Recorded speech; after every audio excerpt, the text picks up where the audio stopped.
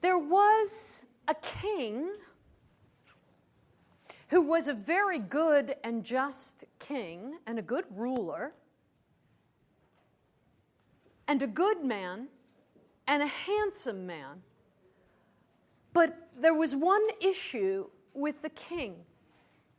He happened to have the ears of a goat, which I know you're thinking no big deal, in the story, but imagine yourself. Because I know when you look in the mirror and see a zit, it is a big issue.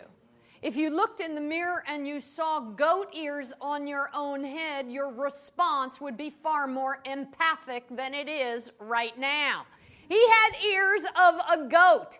And when you have the ears of a goat, you are going to do whatever you have to do to hide those ears, to make them secret so that nobody sees them. Because the one thing about having a secret is you do not want it to get out if it's going to embarrass you, and that was his fear, that people would defy his authority. And they'd laugh at him, and he'd be humiliated. He would no longer be the powerful king that he is. So he tucked them under his crown, but of course, like all men, there came a time where he had to have his hair cut on a regular basis, so he would invite a barber in, and he would sit himself down, and he'd take off his crown, and his ears, his goat ears, would fly out, and the barber would go, "Oh my, the king, you have goat ears." And the king would just sit there quietly hearing that and tell him to proceed. He would cut his hair, the barber would cut his hair, and then when he was done, the king would say, "What do you think? How do I look?" And the barber would say, "You look good, except for the goat ears. You have goat ears." And they couldn't help themselves. They just couldn't help it. It just came right out of their mouth. You don't want to say it. You don't want to point to it, but you can't help yourself. At which point he would kill the barber. Okay? And this went on because, of course, you have to get a haircut no matter how long or short your hair is. Unless you're Howard Hughes, you have to eventually get a haircut. So he would get his regular haircut. A barber would come in, take the crown off. The ears would pop out. He would hold in the laughter. He was the king, but he couldn't help himself. He would do the haircut. The king would say, "How do I look?" He would say, "Well, you look very good except for the goat ears." And then he'd be dead.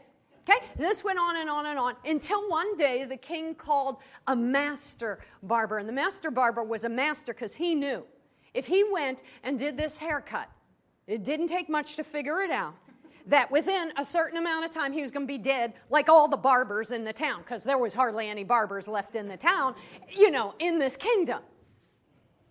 So what he did was he took to his bed.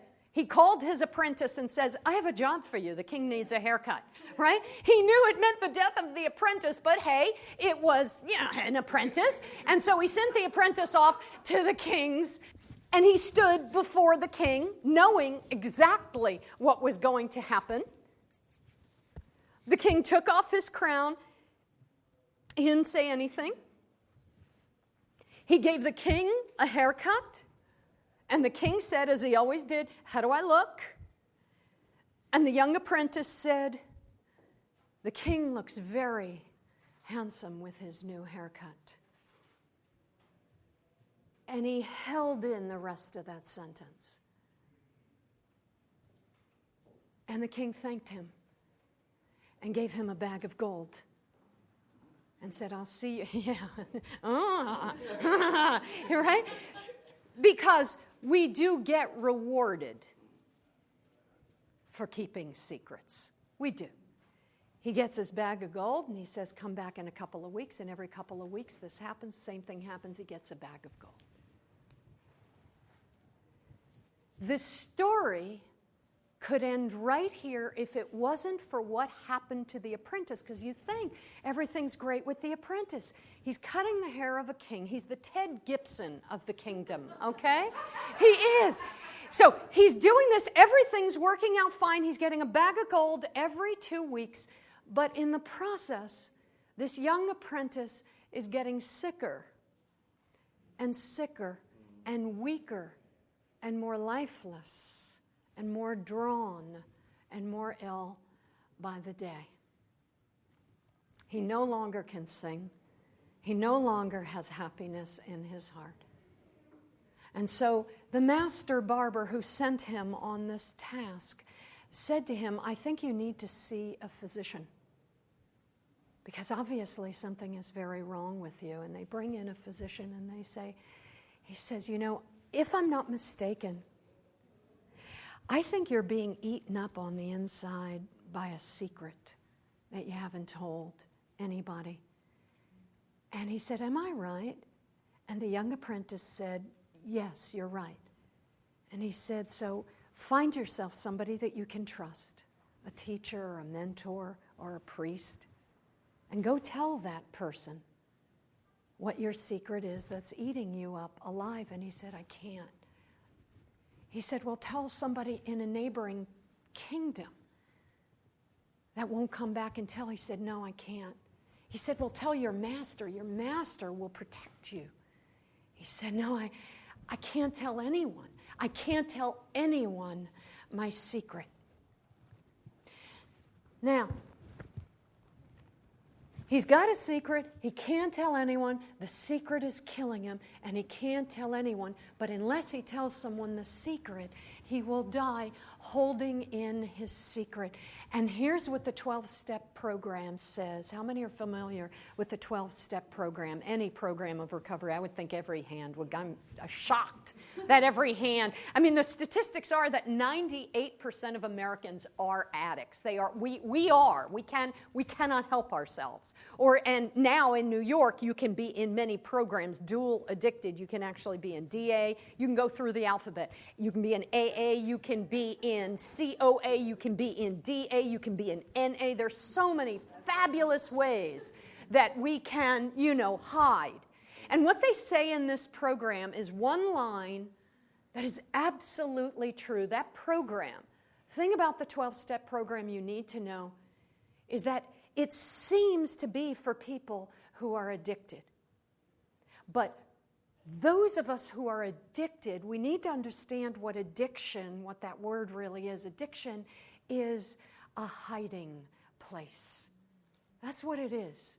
That's why we reach out for a substance. We are hiding something from ourselves. And after a while, we forget what it is that we've put into hiding. So it becomes a very effective hiding place. The 12-step program is the fastest growing spiritual movement, spiritual program in the world, for this reason.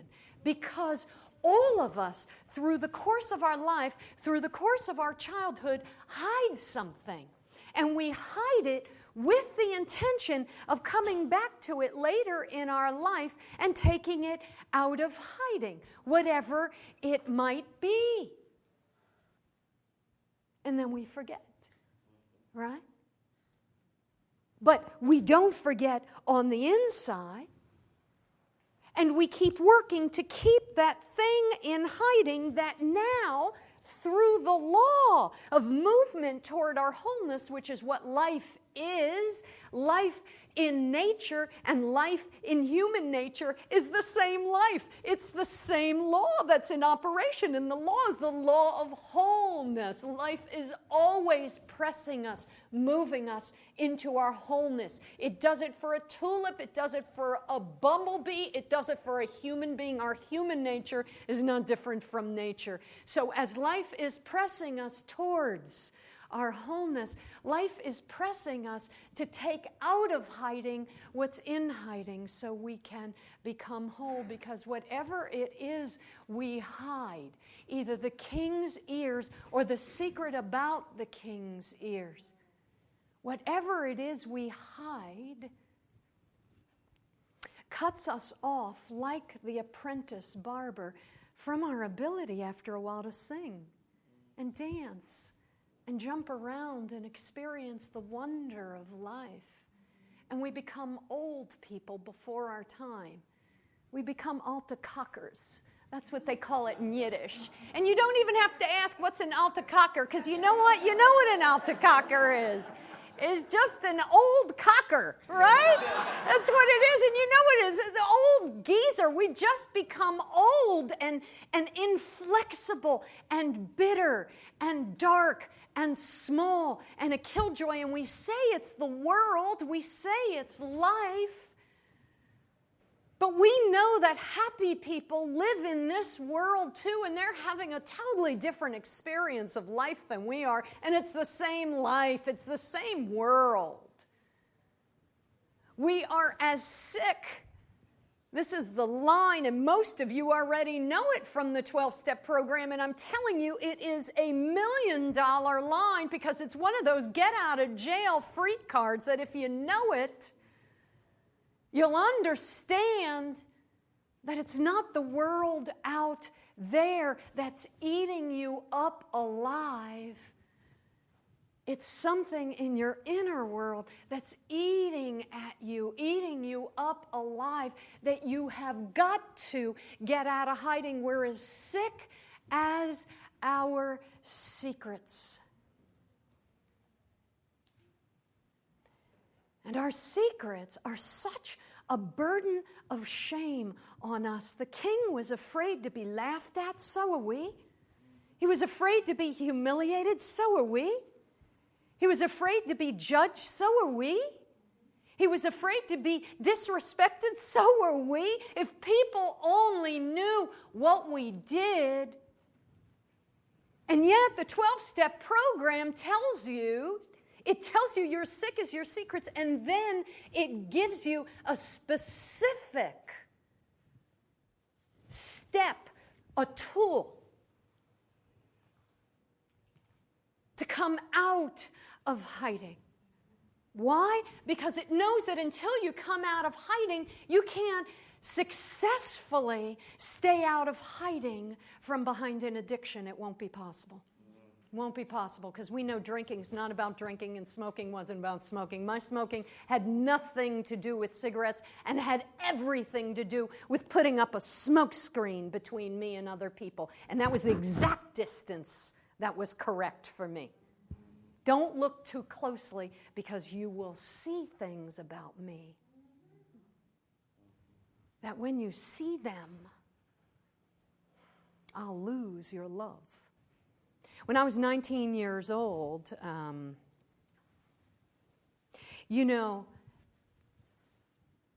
I was raised, and many of us were, that when you had pain growing up in your childhood, and everybody does, this is not a special story, this is a universal story.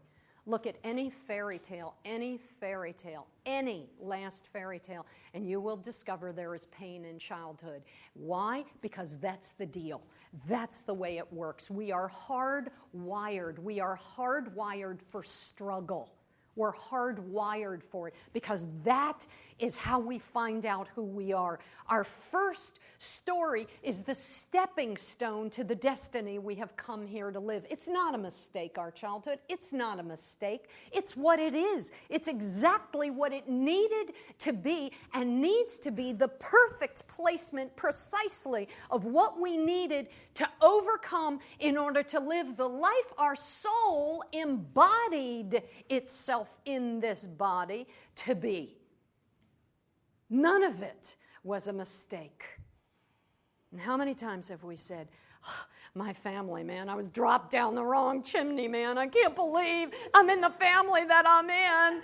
Lesbian woman, big, fat, loud, jokey person, just a big old energy in a family of fragile people who like quiet, who don't want you to disturb the peace. And every dinner, we all had to sit quietly through dinner.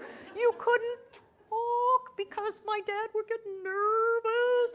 Can you imagine every dinner of your childhood holding all your energy in, because if you talk or laugh, somebody will be nervous? Everybody's childhood has this built-in stuff. So we take our pain, because stuff happens to everyone, And that's the deal. That's the story. That's the story. We think, let me read an interesting story about the hero's journey. The hero's journey is your story. It is the overcoming of your childhood and then overcoming the defense mechanisms you put into play to overcome your childhood. You don't just get out of your childhood alive and say, woohoo, I'm free. You get out and then figure out the way in which you defended yourself to survive your childhood and then dismantle this defense mechanism, or you will walk through your life as a soldier, protecting yourself from ever being hurt or harmed again. Well, of course, nobody knows this, nor did I. So by the time I was around 18 years old and I had entered college, or 19, I had entered college, I met this fabulous young couple. Oh, God, they were just so cool. You know when you don't feel cool and you meet, like this kind of cool, you meet somebody, you meet a couple that is so cool, and you know on your best day you will never know how to dress like them or look like them or act like them, so the next best thing is just be friends with them, right? And maybe some of that coolness will rub off. This couple was so cool. He had hair down to here. They lived in this cool place. They were really into each other. She was gorgeous. He was gorgeous. You just didn't even know who to look at. The whole thing was just hypnotic. And I was so filled with the pain of my childhood, as so many of us are when we're teenagers and we don't have a vocabulary for. But you think on the outside, all is well. I'm in college now. I'm moving along. I'm not a schizophrenic. I didn't have a breakdown. You know, you measure yourself against other measurements and you say, not bad. I'm not in a psychiatric ward. I'm all in one piece, so I'm cool. And I did something that to this day is so surprising to me. I began this small affair with the husband of this couple that I loved so much. And he was so much older than me, I could say, oh, he should have known better. I mean, I was only 18, so I'm sure he just loved the fact that it wasn't him. It wasn't him. It was me. And I could say, oh, I did that while his wife was in the other room at a party, and I was in the bathroom, and he pulled me into the bathroom, and we were making out, which I know doesn't, really sound like much these days. It's like, oh, please. These days, you'd be on the internet, and you'd have a video of your private parts and all the stuff that's happening. In those days, this was a thing. And I was behind the bathroom door with him, loving her, loving him, loving them, and here I am doing something that was so atypical of what I ever knew myself to be, in the arms of somebody I had no business being in the arms of, and I knew how utterly wrong it was. I knew it as I was doing it, and I cannot tell you how wonderful it felt that somebody, for a moment, even in a fake way, loved me. It filled up a place in me that was so empty, that had never been filled, that the feeling of it was more important to me entirely than the wrongness of it. He'd found me. I am sure I was vibrating with emptiness and vibrating with pain, and he must have been too, and he found me. And it wasn't long before his wife found him and me, and it ruined that beautiful thing they had. And it became my secret, because it was so antithetical to who I was. I could not put that together with something I had done. It was such a wrong thing. It was such a bad thing. It was such a low thing. It was such a harmful thing. It was such a callous thing. I could not accept that that was me. And I couldn't write it off that it was anybody else. So I put it into hiding and let it be my secret. The physician told the apprentice barber, You have totally got to get this secret out of hiding or you're going to die, right? We know that we pay a price for our secrets, and we know we pay a price for our secrets. We know we do. We pretend we don't. We know we do. How do we know? Because we remember our secrets. You can be laying in bed in perfectly nice silk sheets just after taking the nicest bath, listening to beautiful music, having a glass of wine, having a nice dinner party with friends. You're laying down in bed for your beautiful catching some Z's, have a good night's sleep, and all of a sudden that burden of shame, that secret comes out like a little Rolodex. It goes right there, and you are not only back in the secret, you are back in the feeling of it. It is so real, it is so alive that if you think of one of your secrets, you will instantly be back in the exact feeling tone, in the exact vibration of what a piece of crap I felt like that I had done that. I could be back in that feeling in a flat second as if I were 18. That's the thing about a secret. They not only hide content, they hide the vibration. What you were feeling, the feeling tone. So you're there. So swiftly are you dragged down into the darkness, your head spins. That's the problem with secrets. They have a life force of their own. They're alive. They're energetic. They're vibrational. And they pull us down, and it's as if we can't get out of it. The apprentice barber couldn't sing anymore. He couldn't find his joy anymore. He was losing his color. The life force was draining out of him. We pay a price for our secrets, and you will be amazed how many fairy tales talk about getting your secrets out of hiding. You will actually be amazed. Because it is a price we pay that is a price that is too dear to pay. After a while, it's a price that's too dear to pay. So get it out of hiding. And he said, I hear you. You can't tell anybody. The physician said, I hear you. You can't tell anybody. I get it. But you're going to have to do something. And the apprentice barber said, well, what do I do?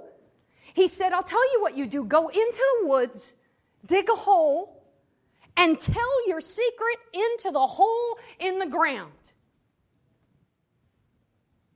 And I'll save you a lot of money in therapy right now. I will save you a fortune when I tell you what a great idea that is. In the 12-step program, you pull your secrets together and you share them with your sponsor. You share them with another person you trust. And here's why. Because when you're sitting in your coffee shop or the living room of your sponsor's table. Your sponsor is a mentor, somebody who walks with you through a program, but who's done it a little bit ahead of you. And you sit and you tell your secrets. You've written them down. You tell your secrets to somebody who can hold them, who can receive them. The biggest shock that everybody goes through, the biggest shock is you sit across from the person and you're expecting them to go, oh, God, oh, that's intense. You know, I need to back away. I had no idea who you were. We expect all kinds of responses from the person across the table and just be like, oh, wow, I've never heard of anybody doing what you've done. And what happens is the person 100 times out of 100 is sitting there across the table from you, calmly drinking their latte, going, is that all you have? Right? And what happens in that moment is a relief so great. And I'm not talking about a conceptual relief. I am talking about a feeling of relief that is a feeling in your body energetically of having put a burden down that you have been carrying. So he goes out. And he goes to the woods, the young apprentice barber, and he digs a hole in the ground, and he bends over the hole in the ground, and he says, the king has goat ears, right? And he feels a little bit of relief. And so he bends down and he goes, the king, a little bit louder, has goat ears. He takes a breath. He actually feels a little bit more vitality moving through his body. And he bends down a third time. The king has goat ears, he says, at the top of his lungs. And all of a sudden, he feels positively cured. Literally, he feels like his old self again. Now, yes, this is a fairy tale, and we go to therapy, and we can say the king has goat ears, or my mom hit me, or whatever it is 45 times, walk out after paying a fortune in therapy bills and not immediately feel cured. We know it's a fairy tale, and there's a period of time that's going to happen between saying the king has goat ears, and you walking away cured. But the deal is this: you will walk away cured. That's the promise of this tale. And a fairy tale is no fairy tale. It is a universal tale of healing psychologically the wounds that are incurred in childhood, which is the first half of our hero's journey. Healing these wounds is our job. Healing the wounds of our childhood is our job. It's not our parents' job. It's not their job. It's not anybody's job. It is our job. And if we go to any philosophy, if we go to any religion, if we go backwards in time and sit down with every major book of truth, we will discover they all say the same thing. We are responsible. We are responsible. We have the power. We have the power and the ability and everything we need to be responsible and to successfully cure ourselves of what ails us. But we've got to turn to reality and face it and deal with it as it is. The physician knew just by looking at the barber, and we know just by looking at ourselves. I knew. Man, I had 45 pounds on me that didn't belong there. I used to have this marvelous, young, fabulous, athletic figure, and one day I ballooned up. You know when you look in the mirror who you are and who you are no longer. And it's not because life is hard or there is a Democrat in office. That has nothing to do between me and the mirror that I see, right? I didn't dig a hole in the woods because I was living in New York City, and if I dug a hole in Central Park, I would have been arrested. So I went to my therapist's office. And I booked 2 sessions back to back, 2 hours. That's how long I felt my list was of the secrets that I had. And when I was done reading all my secrets to this woman who I paid to hear me without judgment, I remember I cried harder on that day in her office than I think I have ever cried anywhere ever from a place so deep. It must have been 1 year old. And here's what I cried about that is so amazing. I cried about the imperfection I felt that I was as a human being because of these mistakes that I had made. I saw myself as the mistake. I didn't know any better. We don't know any better. And I had, in my own eyes, fallen so short of who I thought I could be and should be and might be. And I was so unbelievably disappointed. I wept for how far I had missed the mark of becoming who I thought I should have been for my imperfections as a human being. I cried because I was an imperfect human being, which, of course, as a human being, that's the deal, right? So the barber goes back to the kingdom. He is now a totally different guy. He's feeling fabulous. In the place that he laid his secret and covered up the earth, reeds started to grow, R-E-E-D-S, reeds. It's New York, so I need to tell you what the word is because you've probably never seen one, right? I could say dog poop, and you'd all have a visual immediately. Reeds grew in the place where he gave the secret. And some young shepherds came by, saw the reeds, and thought, hey, look at these cool reeds. I can make a flute out of it. So they all fashioned flutes out of the reeds, cut them down, and they started going into town playing their flutes. But as they started playing the flutes only played one tune, and the tune was, the king has goat ears, the king has goat ears. That came out of every one of the reeds that turned to flutes. The king has goat ears. And so they're going all through town. Everybody is laughing, and word, of course, gets back to the king. He calls the apprentice barber to his office, to his kingdom, and he says, I cannot believe you told everybody that I have goat ears. And the apprentice barber said, I did not.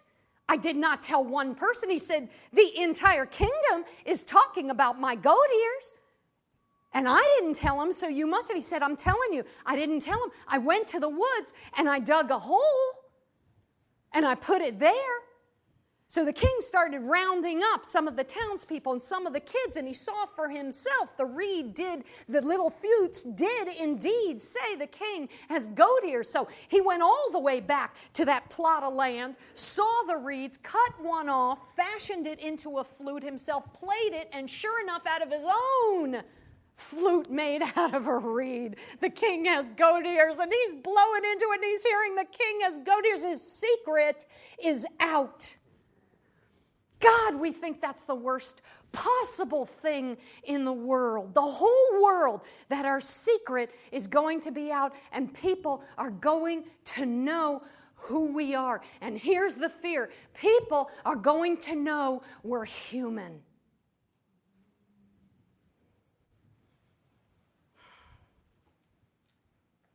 God, the thought of that is so painful. We would rather smoke 3 packs of cigarettes a day. We would rather put on weight. We would rather be drinking. We would rather be overspending. We would rather have sex with anonymous strangers. We would rather probably do anything rather than let our humanity show, because we don't know that our humanity is something that everybody shares. It's part of the deal. Everybody gets this imperfect situation to work with. And even when you become enlightened, don't kid yourself. You're not going to become some perfect version of who you are. I tell that to Carol all the time. I said, I am not going to be a better me. I'm going to be more me. I'm going to tell you more jokes at inappropriate times, right? I'm going to be louder when I should be softer. I'm going to be more August Gold than perhaps you can humanly bear. That's what enlightenment looks like.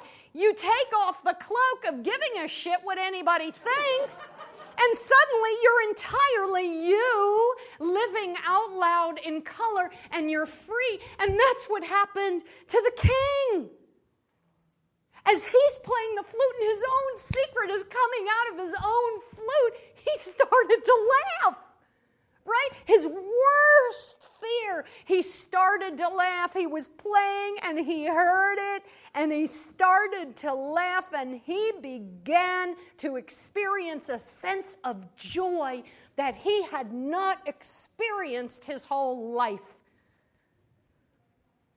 He started laughing at how funny it was, and the music was going out, and the barber could once again sing and dance, and he felt for himself a sense of relief he had never experienced as an adult. So do we. So do we. See, the difference between religion and spirituality, there's such an easy way to understand the difference between the two. And I mean old-fashioned traditional religion. I'm not talking about the true mystical religion that puts you in touch directly with an experience of the divine, which is, I believe, how religion was intended to be, to get you near to the source that dwells within and beyond you. Religion talks all about being good. And when we measure ourselves against a set of rules of goodness, a list that is so long, there's 614 things of goodness that you have to do in the religion of my childhood, which means the moment I get out of bed, I'm already behind, right? It's never going to happen. There isn't a day that I'm ever going to be good enough to have done those 614 things. I can only do like 4 things on my to-do list. 614, I get glassy-eyed, and I just want to get high, right? With spirituality, the goal is to be real. And look at the difference in the 2 words. It's huge. One says, be like some idealized image of behavior externally that you can measure yourself against so that people can see that your external behavior matches this model. That's the problem with good. We learn to be good children as children. That's what doesn't work for us. Spirituality, the Greek root of the word spiritual, is to breathe. The only way you're going to breathe deeply is to be who you really are. Dark and light. I'm going to read you something which, of course, I don't have right here. Hang on. I have everything, but I might not have that. But let me see if I do. It's from the Tao Te Ching. It is verse 5. The Tao Te Ching is the Taoist philosophy of life. I do. Page 27. I'll read it to you. You're going to love it.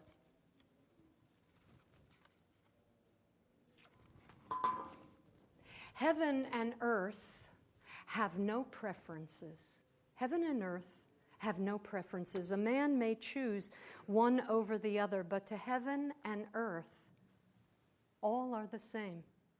The high, the low, the great, the small, all are given light. All get a place to rest.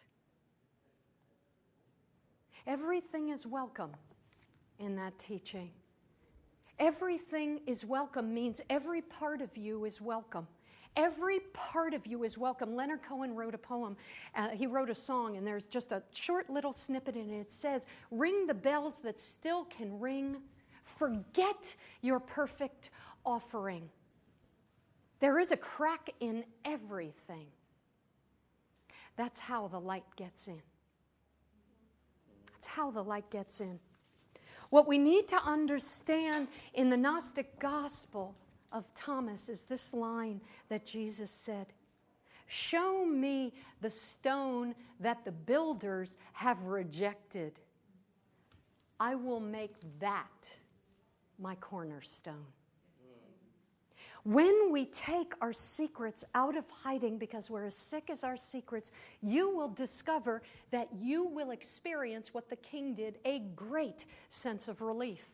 You will discover that the world is not hard, but you have been living life hard because you have been carrying a burden upon your back, on your shoulders, in your consciousness for longer than you actually were meant to. And as long as you carry it on the inside, you will do so with judgment.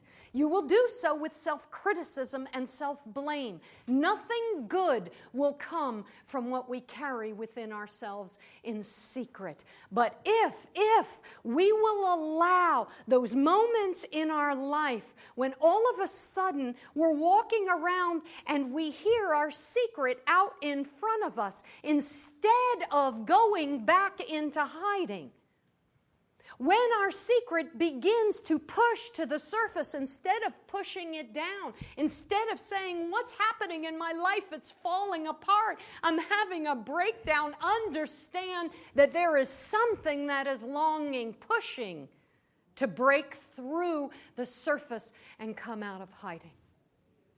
And you will discover, as everyone discovers, as the king discovers, as the barber discovers, as I discover, as everyone on this path discovers, which is your own hero's journey, that it is not about being perfect and it is not about even being good.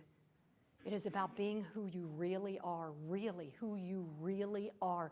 Our sickness, our illness, our hiding, our addictions is all the distance between who we actually are and who we pretend to be. Read you something. Let me close with this. An elderly Chinese woman had 2 large pots, each hung on the ends of a pole which she carried across her neck. One of the pots had a crack in it while the other pot was perfect and always delivered a full portion of water. At the end of the long walk from the stream to the house, the crack pot arrived only half full. For a full 2 years, this went on daily, with the woman bringing home only 1.5 pots of water. Of course, the perfect pot was proud of its accomplishment, but the poor cracked pot was ashamed of its own imperfection and miserable that it could only do half of what it was made to do.